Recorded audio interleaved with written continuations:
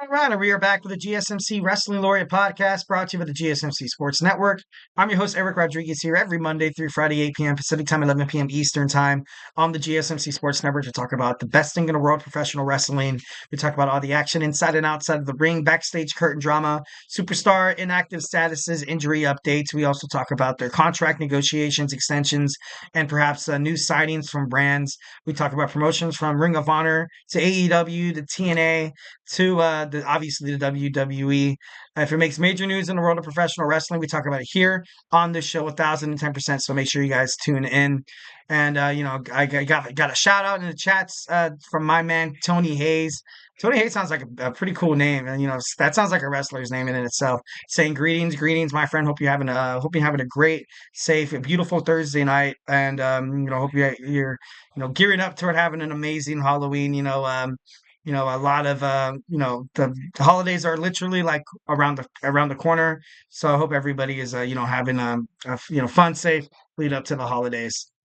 All right, so without further ado, we're going to talk about Karrion Kross's future in WWE. But before we do any of that, I want to remind you guys to go ahead and hit up that super chat whether if you got a burning question or a hot take in terms of the world of professional wrestling.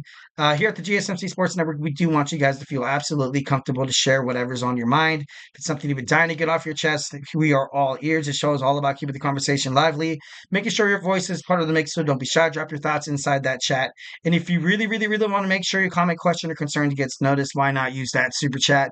It's the dollar sign below that chat box. Whatever you put inside there is going to be featured, guaranteed to be debated on this show 1010%. Your super chats obviously helps us keep the lights on so we can keep these amazing podcasters doing what they do best, is bringing you guys awesome sports content that you guys love so dang much. We are super grateful for each and every one of you guys who joins us here daily on the GSMC Sports Network. Your support means a lot to us. It makes all the difference. So let's keep this conversation going, keep this party going, and let's make this show bigger, better, and stronger than ever. Send in those super chats, those super stickers, because you guys are super awesome, and we can kill this. Also, but if the super chat not your thing, you can still find us at the gsmcpodcast.net. Hit up that tips and donations link and tell me how you feel. Tell me what you like. Tell me what you don't like. Just remember to Superman punch that like and subscribe button to the show.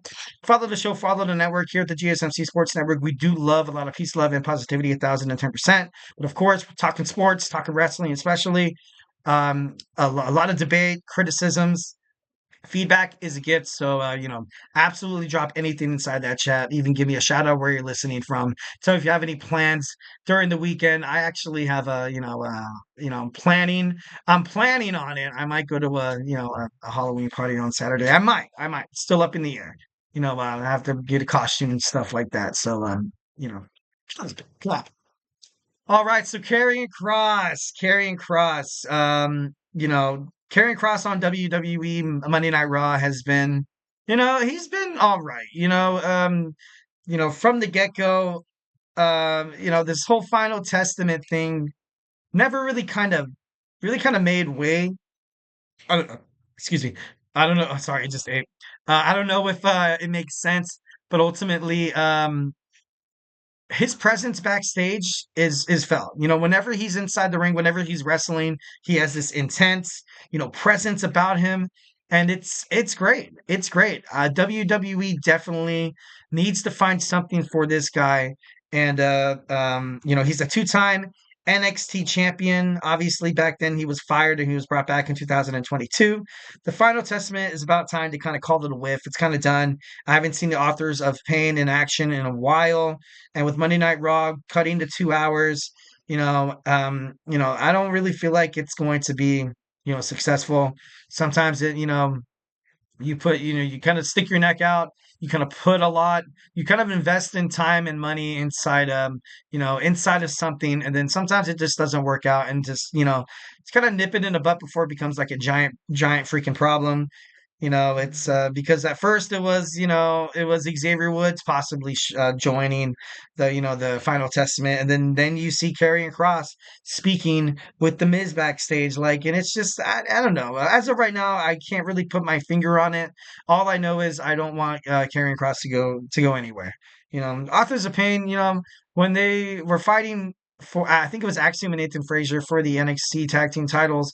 I kind of ultimately thought I was like, all right, this is it. And then you even saw Karrion Kross, make a impression inside the NXT squared circle as well. Nothing really came about it. You know what I mean? It's as of right now, it is kind of troublesome. But ultimately, I just want to see Cross find something that best suits his his abilities.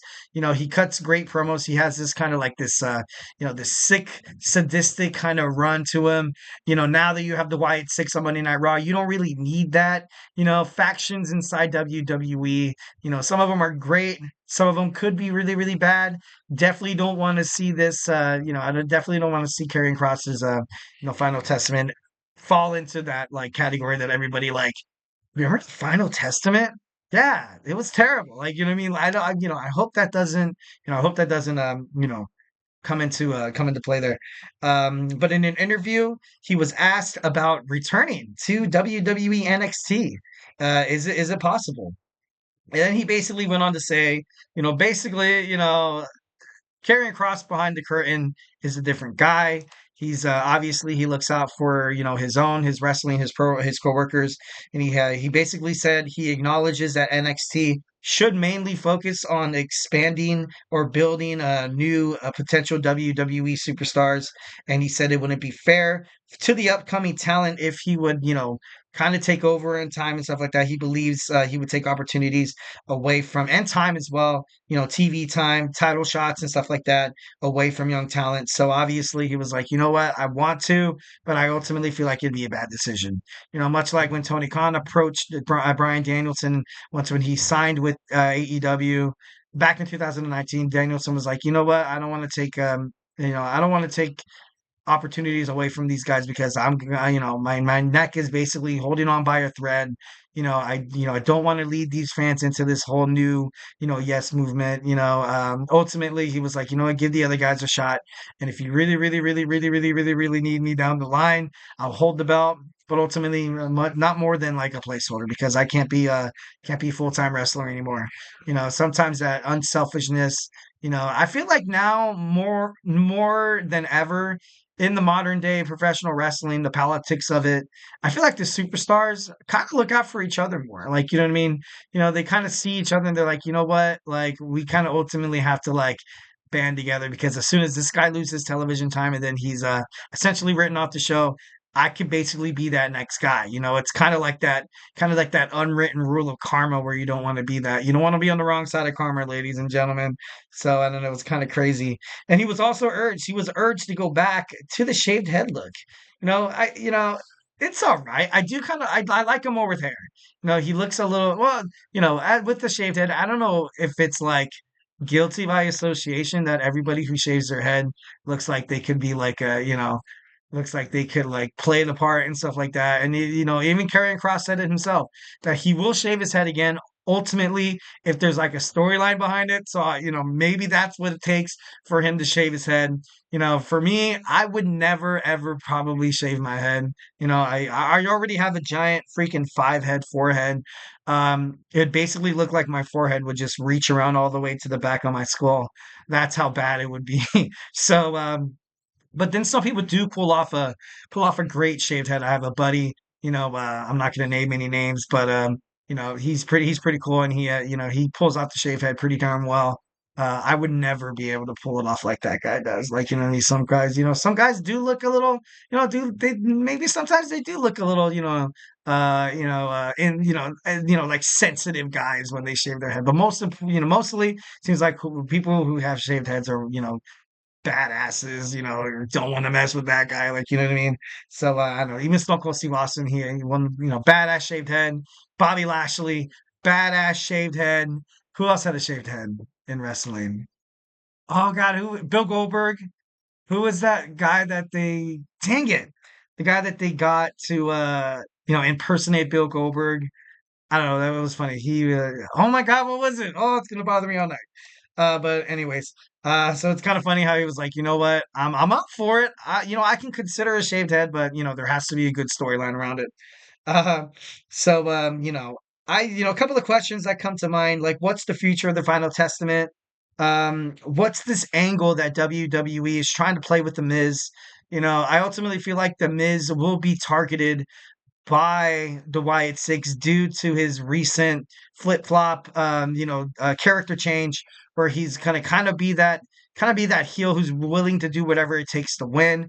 It's kind of ironic that him and Kevin Owens kind of are set to take on this new character heading into the same direction that now the Miz and both KO are going to be like absolutely like relentless inside the ring, which is exactly what Karrion Kross is known for when he's wrestling. He's going to need some help.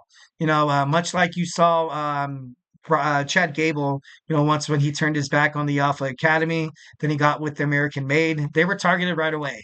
The Miz is going to have to come to Karrion Kross and the Final Testament for some help. You got 4-on-4 right there. You have Rowan, you got Gacy, you have Loomis, and you also have Uncle Howdy as well. And damn it, I'm missing somebody. No, I'm not. No, I'm not. It's so weird. Whenever it's like the Wyatt Six, I name some guys, and I'm like, oh it's not six. We have these guys as well.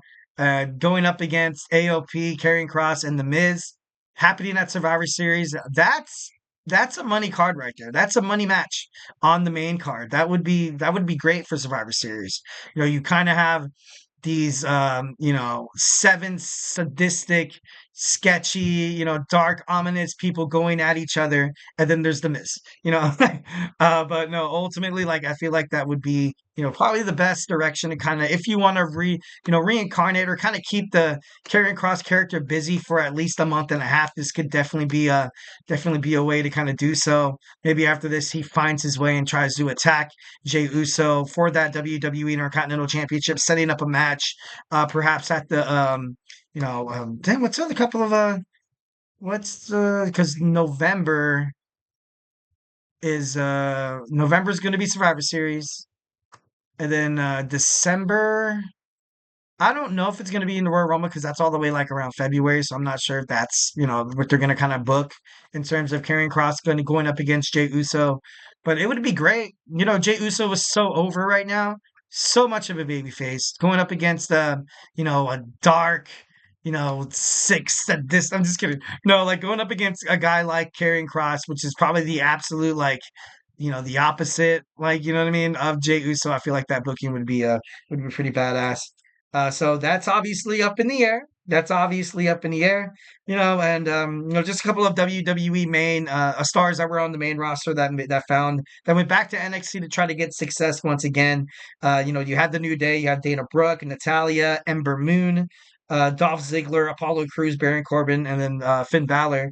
But I don't know. I feel like WWE can't expect NXT to kind of be that back burner brand anymore. Where it was like, you know what? Let's just throw this person since we promoted them to WWE main roster. We can't. NXT is its own entity now. They're gonna have to start selling out stadiums. They can't afford to kind of be the back burner anymore. They're sprouting out new talent, young talented individuals that are going to be the face of their company. They can't afford to be accepting some of these, and I'm not trying to sound mean, but like rejects off of Monday Night Raw and SmackDown. I'm sorry, I feel like that'd be terrible for NXT, which is kind of like what Karrion Kross was alluding to in his interview about, hey, like honestly, me coming back to NXT, it just doesn't make sense. All these guys work their arse off. They're young and rising superstars. I don't want to take any opportunities away from those guys. So definitely 1,010% in agreement with what Karrion Kross's take on in terms of that. All right, next segment, we got UFC champion Tom Aspinall was at a WWE live event, shared the ring with Gunther and Cody Rhodes before their match at Crown Jewel. They all had a handshake. They both broke kayfabe, and they were excited to accept Tom because, Aspinall was talking about joining the WWE in an interview, and we'll share what he had to say, his comments, and his attitude in a moment when we come back. So, hey, do not go anywhere.